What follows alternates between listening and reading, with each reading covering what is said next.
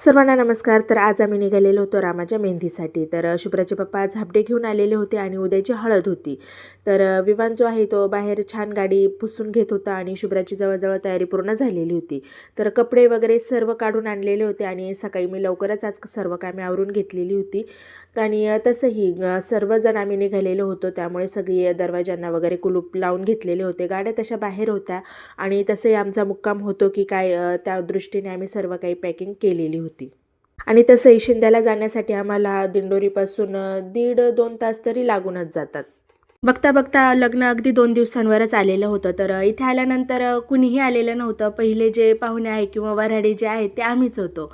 तर आम्ही गेल्याच्या नंतर रामाबाहेरच बसलेले होते आणि आज रामांच्या हातावर मेहंदी काढायची होती. तर काका पण आमच्या आधीच आलेले होते. तर आल्यानंतर इथे शुभ्राला छान पुऱ्या दिलेल्या होत्या ताईंनी खाण्यासाठी आणि सोनूने हा घागरा घेतलेला होता हळदीसाठी. तर त्या तेच दाखवत होत्या की चांगला दिसतो की नाही.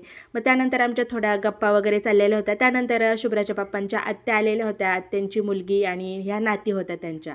तर त्या पण आल्या आम्ही आल्याच्या नंतरच, कारण मेहंदी काढायला मौज होती. आता सर्वजण या निमित्ताने एकत्र येतात. तर एकत्र आल्यानंतर आमच्या थोड्याशा इकडच्या तिकडच्या छान गप्पा गोष्टी चाललेल्या होत्या. आत्या पण छान बोलत होत्या आणि माऊने इथे मेहंदी काढायला सुरुवात केलेली होती, कारण मेहंदी काढायला यांना खूप वेळ लागतो. तर माऊने आधीच सुरुवात करून दिलेली होती. इकडे शुभ्रा आणि विवान दोघंही बाहेर खेळत होते छान. ही अशी छान मेहंदी काढलेली होती आणि मेहंदी पण खूप रंगली होती आणि खरंच डिझाईन पण खूप छान काढलेली होती माऊने. तर ही अशी छान मेहंदी काढता काढता जवळजवळ संध्याकाळचे 6 वाजून गेलेले होते आणि मग त्यानंतर संगीताताईंनी आम्हाला बांगड्या भरण्यासाठी नेलेलं होतं. तर ह्या बाजूला आम्ही कधीच आलेलं नव्हतं, म्हणजे याआधी कधी बघितलेलंच नव्हतं. तर मारुती मंदिराच्या बाजूलाच हे बांगड्यांचं छान दुकान होतं आणि मग तिथे आम्ही सगळ्याजणी बांगड्या भरण्यासाठी आलेलो होतो. तर सर्वात आधी आम्ही संगीताताईंना बांगड्या भरलेल्या होत्या, कारण त्या वरमाई होत्या आणि वरमाईचा हात असा पूर्ण भरलेला दिसला ना की छान वाटतो. तर आम्ही बांगड्या भरत असताना ही नवरी पण आलेली होती तिचा चुडा बदलवण्यासाठी. तर तो एक छोटासा व्हिडिओ मी घेतलेला होता.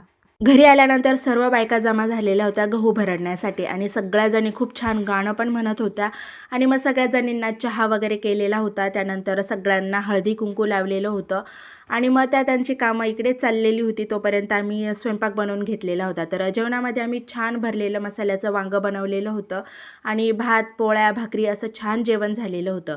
तर नवरदेव पण इथे जेवायला बसलेला होता आणि त्याचे हे कलवरे पण बसलेले होते जेवणासाठी. तरी त्यांच्यासोबत बसलेल्या होत्या मंजूताई. तर मंजूताई पण संध्याकाळीच आलेल्या होत्या मुलींना घेऊन.